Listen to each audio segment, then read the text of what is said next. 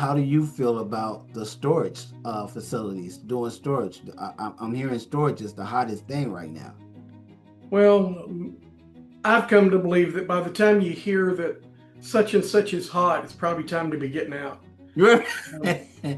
Um, we've done real well with our storage unit. It's a bit of a niche play. They're all Okay. 1,000 square foot units, so we don't have any of the 5x5s or the 10x10s. So they were built for RVs Oh. and boats. But really, who uses it more than anybody are businesses. Oh They'll wow. come in and rent two or three at a time, Wow. and because we're cheaper than a small bay warehouse. Okay. I didn't know that. That's just kind of accidental brilliance. But we are expanding that one right now. Welcome to the Real Deals Real Estate Show, a show where we break down real estate foreclosure and private lending in a way that actually makes sense. No confusion, no noise, just real conversations, real strategies, and real insights you can use in the real world. I'm your host, Donald Torrance, and this is where we cut through the complexity and get straight to what matters. Now let's get into it. How's it going for today? Pretty good. How are you? No complaints, no complaints. We may get a little rain, so we might get a little break for some of the heat we've been having. So other than that, it's been pretty good. Where are you located? I'm in Indiana, Hmm. Northwest Indiana. I'm on the Chicago line border. So I do deals in Chicago and Indiana. So Gotcha. Yeah. You like it up there? so business is good for me, and I think the podcast is something new that I'm doing, and the reason I'm doing the podcast is because I get a lot of people that ask structure, deal flow, deal how to find deals and stuff like that. So I decided to actually put together the podcast to actually give additional information for those who are trying to get started or those who are struggling, and hearing different people's story is actually pretty great for individuals. So it helps them to get over their hurdle when they're trying to get it started. Where you are Yeah. and where you plan on being in the next 5 years. Well, I'm located in southern Middle Tennessee, just Mhm. above Huntsville, Alabama. Okay. Um, so for about 5 years, we've been um, buying commercial real estate up and down the I-65 corridor, Mm. from really southern Nashville all the way down to Birmingham. We've got one we're pursuing in Montgomery right now, so we just keep moving. So I say I'm going to keep moving south till I hit the Gulf. You And know, you won't wind up moving there. right? Yeah, exactly. So we've been doing office and storage and primarily medical office and some retail. Okay. I haven't done any multifamily yet. Not opposed to it. To us, it's just all about the numbers, Mhm. making sure property cash flows from day one. By buying it right. So we've done about 10 deals in that period of time, and uh, so that's kind of what we do. I got about Okay. 20 million under contract right now. We'll see if I can close all that. All of it. Okay. Yeah, got six more in the pipeline behind that. I mean, there's a lot of good deals out there. Tell you what, some of these sellers are getting squirrely. Yeah. They sign an LOI and then they disappear. So Yeah, and you know what it is? It's the uncertainty in the market right now. We was under because I'm focusing more so on hotels than and motels than apartment buildings because I run group homes for the homeless. yeah, So our demographic is someone who has been homeless. So we looking for more motels, hotel type with value adds that we can come in and do some upgrades and get them ready for individuals. So I understand trying to do the commercial space is a little different than apartment buildings yeah, because the whole motel space is different for me. So yeah. it's switching demographics is actually a game changer for me. So how do you feel about the storage facilities doing storage? I'm hearing storage is the hottest thing right now. Well, I've come to believe that by the time you hear that such and such is hot, it's probably time to be getting out. Um, uh, we've done real well with our storage unit. It's a bit of a niche play. They're all Okay. 1,000 square foot units, so we don't have any of the 5x5s or the 10x10. So they were built for RVs Oh, and boats. But really, who uses it more than anybody are businesses.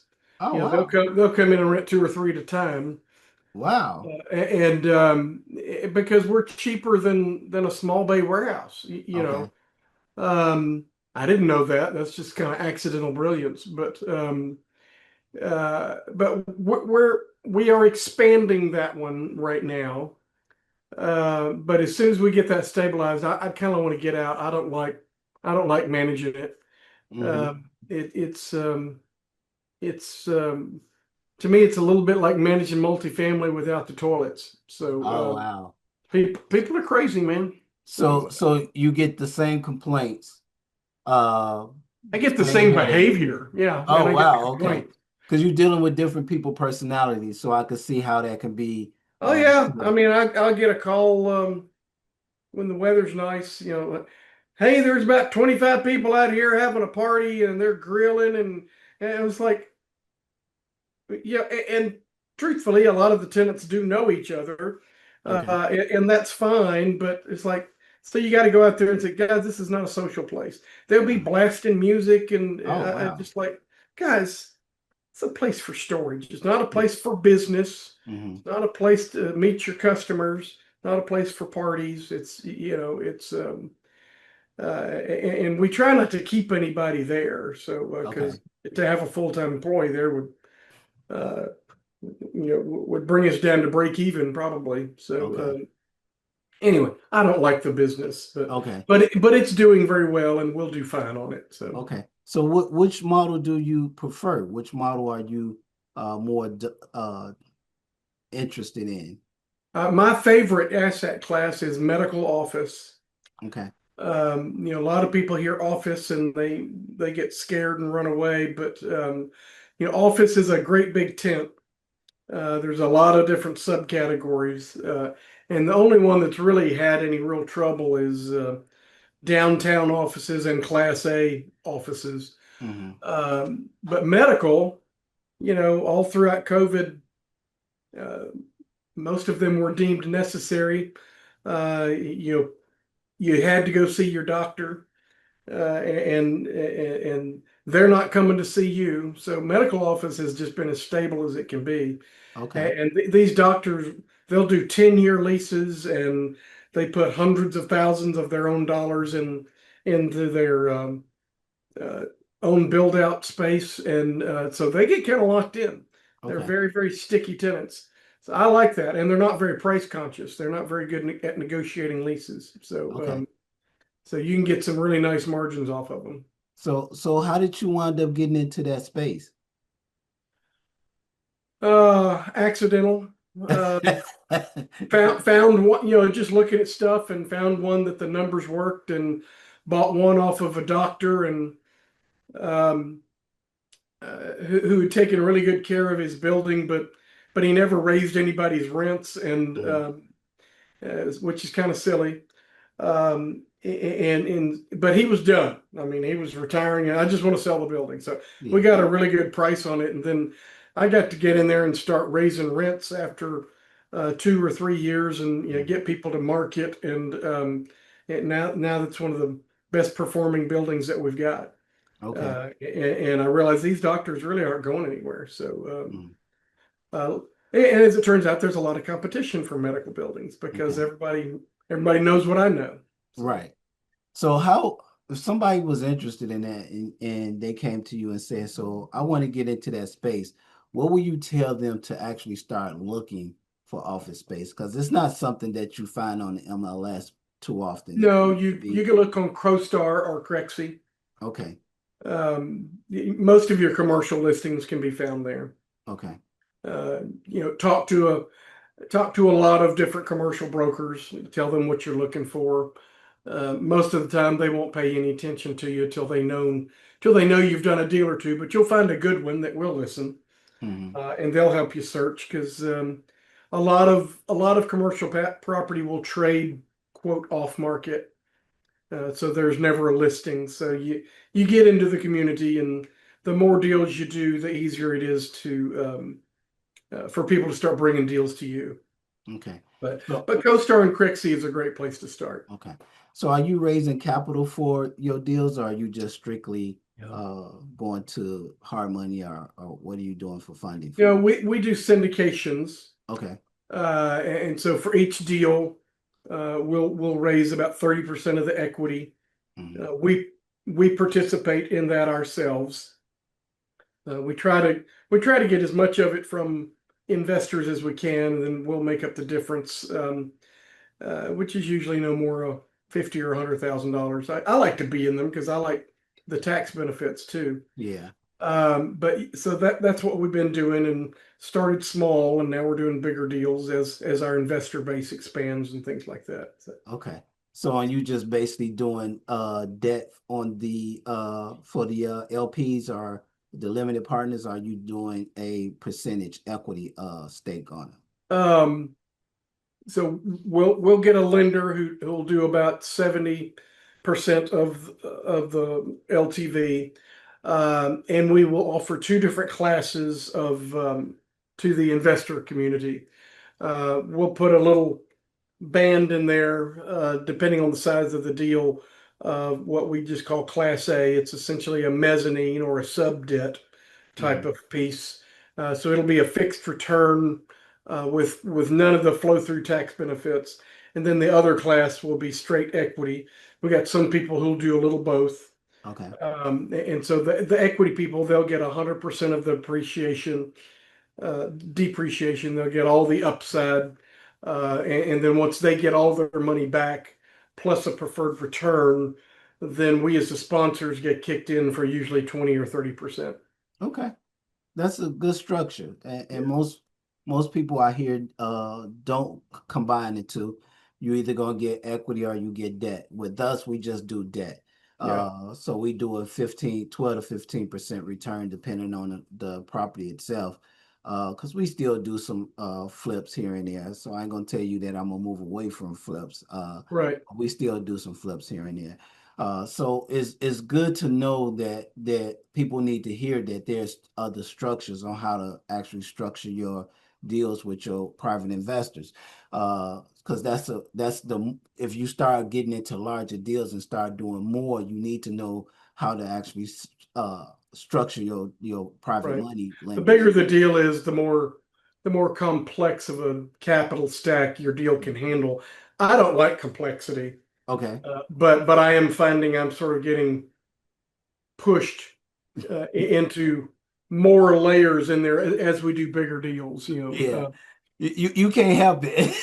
I can't, and because the bigger the deal, the more investors you get exposed to, and then they all want a little something. Right. They like what they like. It's like going to the ice cream store. Well, I want some chocolate and vanilla, Right. and our first deals were, well, all I got is vanilla, Uh-huh. and now we're getting into rainbow sprinkles and stuff. Right. Your last deal, let's talk about the last deal you say you just locked up and did. How did you find that deal? Was it on Crexi uh or what did Well, it? the ones that we just got under contract. So it is an office building in the eastern suburbs of Montgomery. Mhm. And actually, the selling broker brought that to me because and, he hunted me down and Okay. found a two building deal in Birmingham, and we got it was kind of competitive, and we got to the last two buyer options, and didn't make it. Okay. So he sort of found this one for me as a consolation prize, so to speak. But we're able to buy it at a 10 cap, and it's gonna nearly cash flow at 8% cash on cash from day one, Okay. and go up from there. And so uh, it was. I don't know if it was ever listed on Crexi or CoStar. They Okay. had an offering memorandum prepared. Um, so yeah, he brought it to me. So it came from a broker. I, Okay. like I said, I don't know if they ever listed it. So Uh, was it originally just a regular office space, or do you have to change it if it is an office space? Do you have to change it over for doctors to I don't. That one's not medical. Okay. That one's just straight office. Um, it's a group of 8 businesses that built it like 15 years ago. And they are selling, basically for estate tax reasons. Each Hmm. one of those businesses is going through a sort of a generational change, if you would. Okay. And so, yeah, they just want to get out of it. Um, and so, hence the pretty good price. But at the same time, they've all re-upped their leases to more than 5 years each. There's a few Mm. tenants in there that are not owners, but the building is just set up very, very well financially, and so theoretically we won't even have a problem for until year 5. Okay. When we'll see if those any of those people don't want to renew. So, Okay. but it's 100% full, and it'll make good money at 80% full. Okay. So, So what's the marketing look like for to actually fill a open space that you may have? What's the process to actually get a new acquire a new tenant? generally, I will engage a commercial real estate broker, and then they market it, and we'll do a market study, figure out uh, what the market rate is, and then we'll try to be just below that to get Okay. somebody in, and then have a 2.5 or a 3% annual increase. We try to structure everything as a triple net Okay. building, but that's not always possible. Some tenants like it, or they tolerate it, and others are just vehemently opposed to triple net. They Okay. want to know their cost. Right. So for those who never heard triple net, can you explain to them what triple net is? Triple net essentially means all of the building operating costs flow through to the tenants, Okay. and they're allocated to them based on a square foot basis. Mhm. Uh, the triple net, it means net of maintenance, net of insurance, and net of taxes. Those are the 3 N's. Um, and because those are your 3 basic operating expense categories that any property has. Maintenance, insurance, and taxes. Okay. You can break all those down into multiple subcategories, but that's essentially it. You can find some properties that are double net, and it'll be any combination of those 3. Okay. Sometimes it's just insurance and taxes, but the landlord pays for the maintenance.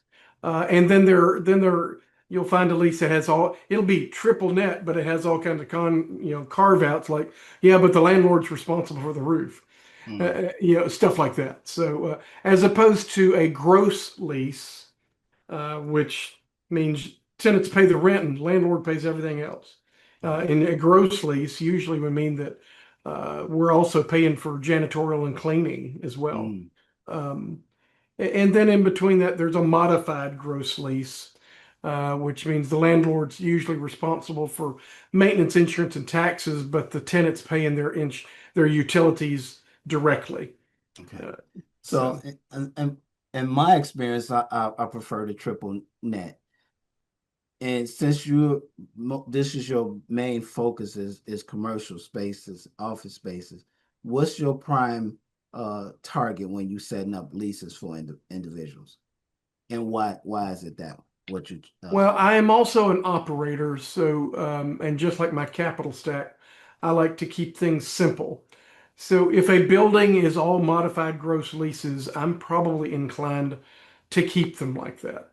Mhm. Um, I looked at a building yesterday that's a medical office building, and they were all gross leases except for one tenant that was triple net. I'm like, I mean, that's just a lot of math. Mhm. you know, and and I don't mind doing the math because you got to do the whole building and then allocate it for that one tenant. Um, so I like to keep the whole building on the same type of lease, Mhm. and actually the same lease if Mhm. possible. The exact same terms. It just makes them easier to operate that way. Yeah, and then it's not Uh, trying to figure out, okay, Johnny's on a triple net, Susan's on a regular, so it's just too many yeah, different pieces moving for you to yeah, try to keep up.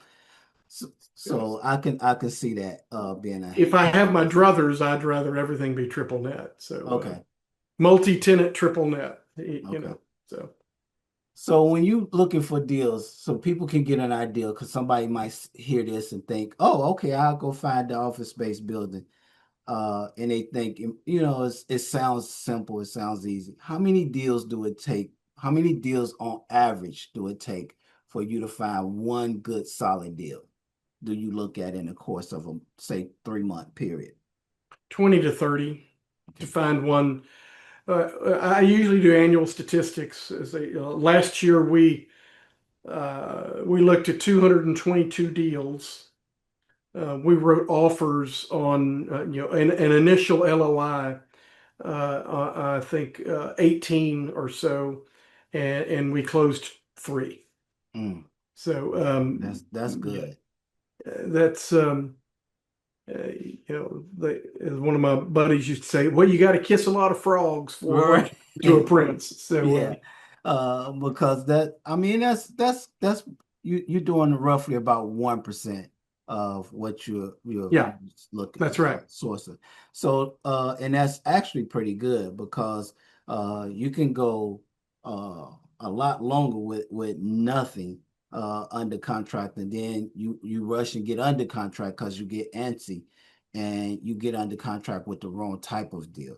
Right. Every deal is not a deal, and That's most people correct. don't understand that. That's why you take your You got to time. be willing to get out of a deal that you got into as well. And we've done that. We did that earlier this year. I just flat negotiated too high of a price. And once we Mm, got in and started doing our underwriting, it was like, I can't do this. okay. Um, Made everybody mad, Mm. including my broker, you know, It but I just happens. like, you can't afford to do a bad deal. Right. Yeah, because that bad deal will suck you further than you really think it's gonna sink you. And some Yeah. people think I can rebound from it. And there's no when you purchase it at a bad price, Yeah. there's no rebound from it.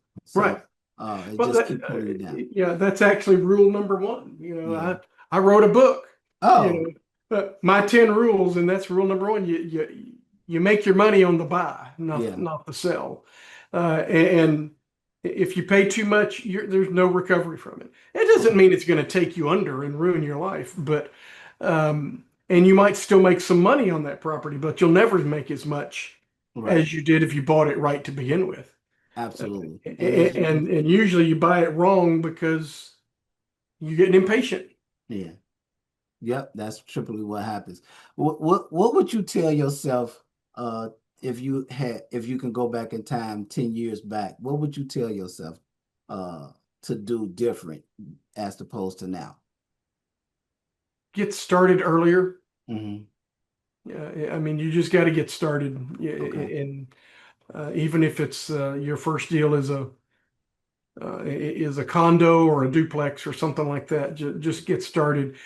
To me, it's I've never been an athlete, so I'm not trying to offend anybody, um, eh, but it's a lot like training.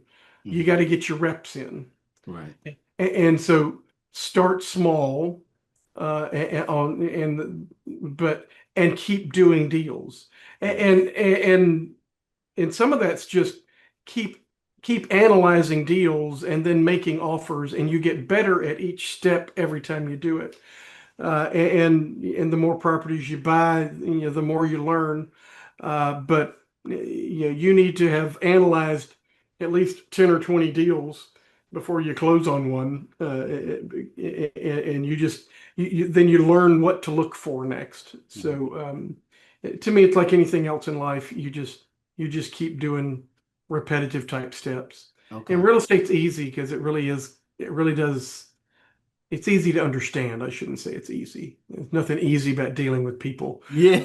Um, um, but the Yeah. numbers are easy. It's not like we're writing AI algorithms over here that Right. yeah. So is your book on Amazon, or if somebody wanted to get a copy of it, or It is on Amazon, but please don't do that. Go to my okay, website okay. um, and click the links on my website, harvardgrace.com, and I'll send it to you for free. Oh, So okay. All right. yeah, yeah. All right. Um, Yeah, nobody's even accidentally bought one off of Amazon yet, but it is there. So and yeah, sure. If you fill out the little info card, all it will cost you is your email address. So Okay. well, and your shipping address. So Yeah. yeah, and then that sends a little message to my assistant, and she'll pack them up and Pack them mail up it and out to send it. you same Oh, day. wow. Yeah, Okay. Yeah, I'm gonna have to fill out me one so I can get a there you copy. do. Do it. Do it. Yeah. And then I'll send you copies of mine because I've written a couple Oh, of them on real that'd be estate great. investing That'd be too. So great. I'll get Appreciate mine it. out to you as well. In your upcoming years, what do you got planned? What's in the fireworks for you? We really think the next 3 years, maybe four, are just going to be tremendous opportunities to acquire some great assets at some good prices. Mhm. Because interest rates, war, whether we're in war with Iran, where we're not, interest rates are pretty reasonable right now. Mhm. Um, if they ever settle that over there, then they're going to come down. They were trying to come down a couple of weeks ago, and so that makes it easier for buyers and sellers to do a deal that the seller's willing to accept and us to finance it. And so I think we've got a little bit of a honeymoon period. So my objective is to buy as much of this cash flowing stuff, and I'm probably going to lean into some office Mhm. because it's still the red-haired stepchild right now in a Mhm. lot of markets. Down here in the South, we pretended like there was no pandemic anyway, Right. and um, I really think that cap rates, asset prices for office buildings are going to increase, or the cap rate will come down, the Come down. price will go up, Yeah. and so then I intend to unload it all. So Mm. I'm buying at 9 and 10 caps, and I want to sell at sevens and eights. Oh, okay. And I might not sell it all. I really have a long-term hold philosophy, Mhm. and just generating recurring income. Um, and then every 3 or 4 years, you refinance, pull some cash out, and keep on going because all that's tax-free. I mean, I'm really into tax-efficient cash flow, Okay. and so that's our game plan. We want to get to about 200 million of assets under management by the end of 28. So, Okay. and then I think about 2030, um, it might be time to unload Okay. some properties. Do you see yourself retiring from this? My wife asks me every day. I'm like, I, yeah, I've been working for 40 years. I'm like, I'm having fun. Why in the world would I want to quit that? You know, You know the will only we buy thing an that RV or a boat? Well, yeah, right. maybe. But I'm going fishing tomorrow, so right. I mean, I'm sitting here in my home office right now, and and there's no reason my home office can't be on my boat. right, right. And so you get up, you work a few hours, and of course I work a lot more than that, but um, but there's no reason you can't do some of that work with a good team, from Right. anywhere in the world. So, Right. And yeah. your biggest headache is managing people. Yes. People don't realize that you acquire this and they say get you a management company or get you a manager and do all these things.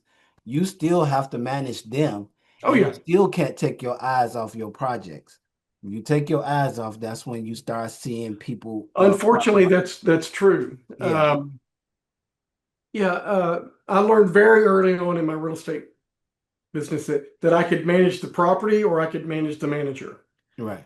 It's a whole lot easier to manage the property, and that's what we do. We've developed our own management company, Mhm. and I've got a good team, and I'm starting to be able to step back away from property management and focus on asset management, which Mhm. is the strategic point of view. But I mean, we still have regular calls and said, did you take care of this? Did you take care of that? And why haven't you collected that rent? And but I've got a good team, and every week I'm able to take my eyes off of that a little bit more.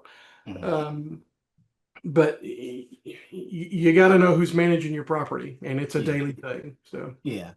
And the good part about that, once you have a good team in place, because that's the hard part too. yeah, Teams, partners, most people don't understand those are the hardest parts of it. So, because if you want to grow, you can't grow by yourself. It's a right. team effort. So you have to make sure you doing your due diligence when you actually bringing people on. Yeah. So what's your process when you bring somebody new on to your team? Well, throughout my entire career, I've been a lousy hiring person. Mhm.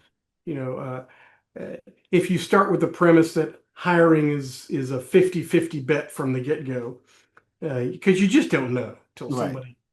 Um, there have been some checklists and some processes, but mainly what works for me is I have a board and I have them talk with at least three different board members because I read a resume and then I get into an interview with a prospect and I find out that I talk more than they do. And because I'm always selling my company, what a great place it'd be to, and then, but I have some, advisors that I will put them with, and one of them actually runs a professional employment company, and so Mm, he's a professional interviewer, so mm. that actually helps a Yeah, lot. that's So, tremendous. yeah. So, somebody want to get started, and I know you said for them to just get started right away. Uh, when they want to get started, should they seek out a coach or somebody to guide them? And if that's so, what would you tell them as far as how they should vet that person? Ooh, that's a good question. Well, you start with your own network first, people people in your community. Um, you know, I think a coach is a really good place to start. 10 years ago, I wouldn't have said that. Um, but I've learned a lot and I've joined a couple of masterminds. I hate that term, Mhm. but I've learned a lot. And I like the focused mastermind. Like I joined one 5 years ago focused on capital raising because I'm just a CPA. I don't know nothing about Mhm. marketing or raising capital, but I have learned, Mhm. and we do a fair job of it because I went and got into with a group of people that taught me that skill set. Um, so all I can say is ask a bunch of people, do a lot of research, and then find some. The coach that might be willing to talk to you for it, but that you're not paying. That might be all you can afford when you get started, but they don't really have a vested interest in your success, even if they want to, unless it's a parent or a relative or something like that. I think you're going to get the most money out of a coach or an advisor that you're actually paying, Mhm. and the ones that and do what you can afford. Don't bankrupt yourself. It is possible to do this to get started in this business without help. So. That's true. Um, if somebody wanted to follow you and they wanted to connect with you and say they wanted to ask you a few questions, how would they be able to do that? Can they do you have like a general like contact information for everybody that can reach out to you? I'm a little more open Mhm. than anybody else. So you found me on LinkedIn, so LinkedIn's a good place. On my website, we've got a lot of resources, but you can also find my Calendly link, and so anybody who goes there can book some time with me because I'll talk with anybody about real estate almost anytime. So Okay, okay. yeah, Yeah, so because you can never stop talking about it. When you can fall in never love stop. with it, Yeah, it's there forever. yeah, Uh, it is. It is. Going back to the question that I asked you about when you going if you're gonna retire, I think I told my daughter a few months ago. I said they're gonna be throwing dirt on me, and I'm gonna be like, wait, send them an LOI. That's right. Yeah, we'll be buried with an LOI in my hands. Like, here, my last offer. So I just love it, and I've done rehabs, I've done wholesale deals. When the short sales was hot, I've probably done hundreds and hundreds of them because I had the banks reaching out to me for them, and I just done. Only thing I haven't done that I'm trying to get done to do this year is a new construction. Mm, If I do new construction, I think I've done everything I possibly can think of in this space as far as real estate, and I think I'll be happy. And then it's like I built all this because all these I just think about, my children don't want to do it after it's all left to them. So it's like, what do I do with all the properties now? So yeah, that's they'll get something. real interested when they start selling. Yeah. So and it's some of them right now has a ton of equity, and I'm not a big advocate for leaving a lot of equity in properties. I like to take it and repurpose it. Right. So I think that's my plans for this year, and to house another 300. I'm still trying to house 300 people before the end of the year. Another Wow. 300 people before the end of the year is what I'm trying to accomplish. That's great. So. So, Stewart, I thank you for coming on. This was awesome. I think following you, I'm gonna follow you because I'm not totally in the office space. I kind of like, listen to people's stories and finding out different strategies, and what you're doing now is pretty good. It's a lot of people that's I'm hearing talking about either the office space or the storage facilities. Yeah. I don't know nothing about storage facilities and have no interest in it. Well, if you're doing multifamily, then you can handle storage with no problem. Oh, So, really? oh yeah. Yeah.